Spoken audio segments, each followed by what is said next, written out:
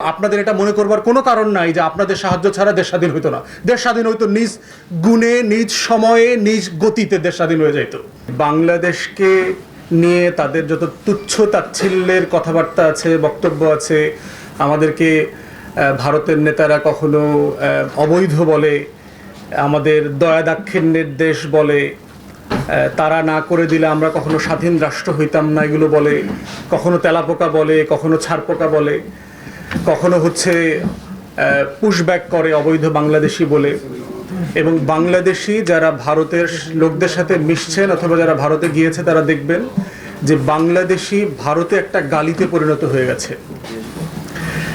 দিল্লিতে, মুম্বাইতে, বিভিন্ন জায়গাতে দেখবেন যে তারা মনে করে যে ভারতে প্রচুর কাজের বুয়া এবং দারোয়ানের কাজ করে হচ্ছে বাংলাদেশ থেকে এসে, এবং ভারতের সীমান্তবর্তী অঞ্চলগুলোতে হচ্ছে কৃষিকাজ করে বাংলাদেশের লোকরা।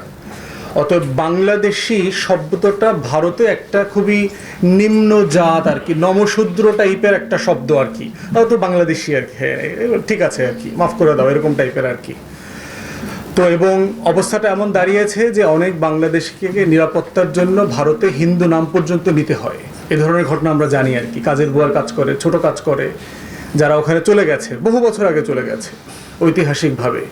এখন সমস্যা হচ্ছে যে বড় বড় মহানায়করা যারা বাংলাদেশ থেকে গেছে, অমর্ত্য সেন, তার তো আর নাম পরিবর্তন করা লাগে নাই আর কি। সুচিত্রা সেনেরও নাম পরিবর্তন করবার প্রয়োজন হয় নাই, তারপরে জ্যোতি বসুরও নাম পরিবর্তন করবার প্রয়োজন হয় নাই। কিন্তু যিনি সকিনা, মর্জিনা, রহিমা, ওনারা যারা গেছেন, ওনাদের নাম পরিবর্তন করাটা ওনার নিরাপত্তার জন্য জরুরি হয়ে গেছে। তো হ্যাভিং সাইড দিস, বাংলাদেশ ভারতের সম্পর্কটার মোটা দাগে চারটা সংকটের জায়গা আছে আমি মনে করি আর কি। বাংলাদেশ ভারতের সংকটের মোটা দাগে চারটা জায়গা আছে আর কি। প্রথম জায়গা হচ্ছে ইন্ডিয়ান ইনফিরিয়রিটি কমপ্লেক্স আছে বাংলাদেশ নিয়ে। তার একটা হীনমন্যতা আছে বাংলাদেশকে নিয়ে। কারণ যাকে আমি ছোটবেলা থেকে পাল্লা পুষ্যা রাষ্ট্র বানায় দিছি, স্বাধীন কইরা দিছি, হে দেখি আমগো থেকে ভালো করতেছে।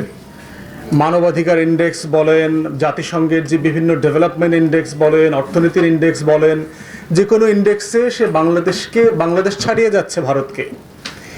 এই ইনফিরিয়রিটি কমপ্লেক্স থেকে সে মেনে নিতে পারছে না যে বাংলাদেশ এত ভালো করছে, এবং এটার কারণে সে কি করছে যে রিপিটেডলি আমাদের স্বাধীনতা এবং সার্বভৌমত্বকে এখানে সে ইন্টারফেয়ার করে। সে এখানে ওই চিটাগং হিল ট্রাক্সের সে জনসংহতি সমিতি বানায়। আমাদের হিল ট্রাক্সে স্বাধীনতা আন্দোলন করবার জন্য ওখানে হাজার হাজার জনসংহতি সমিতি সদস্য চাকমাদেরকে নিয়ে ওখানে ট্রেন করে, তাদেরকে অস্ত্র দেয়।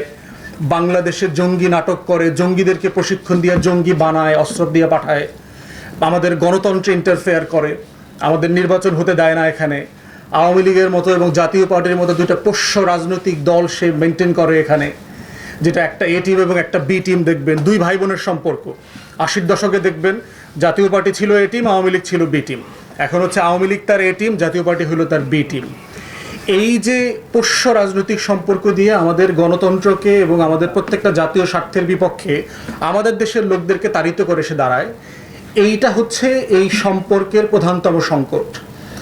ভারত যদি সত্যিকারভাবে বাংলাদেশের সাথে একটা নেইবারলি রিলেশনশিপ চায়, তাহলে তাকে এটা মেনে নিতে হবে যে তার এই খাসলত পরিবর্তন করা দরকার। তার এই যে সে যে একটা হীনমন্যতায় ভোগে, তার যে বাংলাদেশ সিনড্রোম আছে, এই বাংলাদেশ ভাইরাসে যে সে আক্রান্ত, এই অভিশাপ থেকে তাকে, মাইন্ডসেট থেকে বেরোয় আসতে হবে। তাকে মেনে নিতে হবে যে আমরা ব্রাহ্মণ হব না, আপনারা ব্রাহ্মণ হয়ে থাকেন। এটা নমশূদ্রর দেশ হইল স্বাধীন রাষ্ট্র, এটা মেনে নিতে হবে আপনাকে। আপনারা তো মুসলমানকে কায়স্থ, জবনার, নমশূদ্র মনে করেন। এটা মেনে নিতে হবে যে আমরা স্বাধীন হয়ে গেছি। এখন আমরা আপনার ঘরের চাকর বাকর না। আপনি 71-এ কী সব গল্প টল্প বানাইছেন, ওই গল্প বইলে এখন 51 বছর 53 বছর পরে আমাদের খাওয়ালে লাভ হবে না। ওই গল্পের আদ্যপান্ত আমরা জানি। কৃতজ্ঞতা আপনাদের আমাদের প্রতি আদায় করা দরকার যে আমরা আপনাদের সাহায্য নিচ্ছি। কারণ সাহায্য না, বিকল্প সাহায্য নিয়ে রাষ্ট্র স্বাধীন করবারও পরিকল্পনা ছিল। মাওলানা ভাসানীর পরিকল্পনা ছিল, মেজর জলিলের পরিকল্পনা ছিল। সেক্টর কমান্ডাররা কেউ রাজি হন নাই ভারতের সাহায্য নিয়ে দেশ স্বাধীন করতে। মেজর জলিলরা, মাওলানা ভাসানীরা চেয়েছেন আমরা লন্ডনে প্রবাসী সরকার করব, প্রয়োজনে আমরা বাংলাদেশ থেকে গেরিলা যুদ্ধ করব। এইটার প্রস্তুতি নেওয়া হয়েছে। চিটাগং হিল ট্রাক্সে যুদ্ধের প্রবাসী সরকারের পরিকল্পনা করা হয়েছে। অতএব বিকল্প যুদ্ধের পরিকল্পনা আমাদের সেক্টর কমান্ডারদের ছিল। অথবা আপনাদের এটা মনে করবার কোনো কারণ নাই যে আপনাদের সাহায্য ছাড়া দেশ স্বাধীন হইতো না। দেশ স্বাধীন হইতো নিজ গুণে, নিজ সময়ে, নিজ গতিতে দেশ স্বাধীন হয়ে যাইত। দ্বিতীয় সংকট হচ্ছে বাংলাদেশ ভারতের সম্পর্কে, সেটা হচ্ছে নদী। আপনারা জানেন আমাদের সীমান্তে ট্রান্সবাউন্ডারি আন্তর্জাতিক নদী আছে 54টা। এই 54টা নদীর হচ্ছে বড় নদী ছোট নদী মিলে 2টা হলো নদীর বেসিন আছে, বড় নদী। একটা হচ্ছে ব্রহ্মপুত্র বেসিন, তিব্বত থেকে আসছে, আর একটা হচ্ছে গঙ্গা বেসিন। এবং আপনারা দেখবেন যে গঙ্গা পশ্চিম থেকে এসে ঢুকছে, রাজশাহী চাঁপাইনবাবগঞ্জ দিয়ে ঢুকছে বাংলাদেশে, আর ব্রহ্মপুত্র বেসিন হচ্ছে পঞ্চগ্রাম কুড়িগ্রাম দিয়ে বাংলাদেশে ঢুকছে, যমুনা হয়ে এদিকে আসছে। ব্রহ্মপুত্র বেসিনে গবেষকরা বলেছে ইতিমধ্যে 18টা শাখা নদী শুকিয়ে গেছে। যারা মুরব্বীরা আছেন, যারা ছোটবেলায় মাছ ধরতেন ব্রহ্মপুত্র যমুনা নদীতে গিয়ে জিজ্ঞেস করবেন, আপনারা নিজেরাও যেতে পারেন। এই ব্রহ্মপুত্র নদীর প্রশস্ততা ছিল হচ্ছে 5 কিলোমিটার। 5 কিলোমিটার, খালি চিন্তা করেন এটা কত বড়, আপনি চোখ দিয়ে দেখতে পারবেন না এই নদীটা। সেইটার প্রশস্ততা এখন কমে আসছে 780 মিটার, মানে 1 কিলোমিটারেরও সে কমে গেছে। তাহলে এই যে বিশাল আমার সাগর সমান নদী ছিল, সেই নদীটা ছোট হতে হতে হতে একটা খালে পরিণত হয়েছে। এবং শুধু কি খালে পরিণত হয়েছে, এর যে শাখা নদী ছিল, আপনারা জানেন যে প্রত্যেকটা বড় নদীর সাথে শাখা নদী কানেক্টেড হয়, যেই শাখা নদী থেকে আবার খাল তৈরি হয়, ওই খালের পানি দিয়ে আমাদের কৃষকরা চাষবাস করে। এইটার মাধ্যমে যেটা হয়েছে 12টা বড় শাখা নদী মরে গেছে, 18টা বড় শাখা নদী মরে গেছে। 5 কিলোমিটারের প্রশস্ত নদী 780 মিটার হয়ে গেছে। শত শত খাল বিল শুকায় গেছে। আমাদের দেশের উত্তরাঞ্চলের 1/3 ইতিমধ্যে মরুভূমি হয়ে গেছে। আমাদের দ্বিতীয় পানির বেসিন হচ্ছে গঙ্গা, যেটা পশ্চিম থেকে উত্তর পশ্চিম থেকে এসে বাংলাদেশে ঢুকেছে। গঙ্গা বেসিনের অবস্থা দেখেন, আপনারা পশ্চিমাঞ্চলে যান, বাংলাদেশের ইতিমধ্যে 300 থেকে 300 মেজর নদী শুকায় গেছে।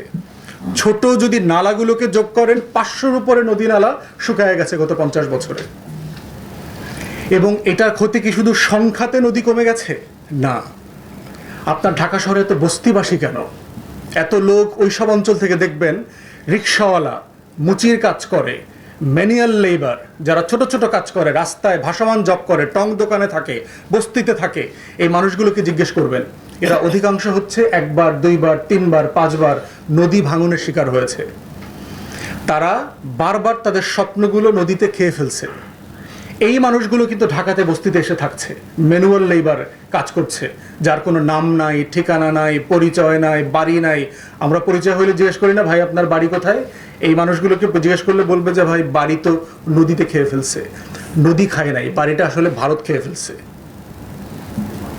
তো এই যে আমার জীববৈচিত্র্য, আমার এটা পৃথিবীর সবচেয়ে বড় বলা হয় বদ্বীপ, সবচেয়ে বড় ডেল্টা ওয়ার্ল্ডের,